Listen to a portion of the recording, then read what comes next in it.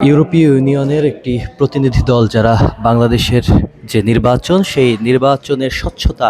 যাচাই করার জন্য এবারের যে নির্বাচন ত্রয়োদশ জাতীয় সংসদ নির্বাচনে তারা এসেছেন এবং তারা কিন্তু অনেকগুলো কেন্দ্র ঘুরে দেখেছেন এবং বিভিন্ন কেন্দ্রের প্রিজাইডিং অফিসারের সাথে তারা কথা বলেছেন। এই মুহূর্তে তারা আজিমপুরের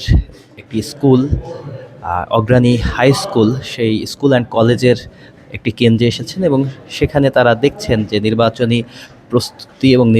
চলমান নির্বাচন আসলে কেমন যাচ্ছে। আমরা দেখছি ইউরোপীয় ইউনিয়নের যে প্রতিনিধি দল তারা এখানে এসেছেন এবং বিভিন্ন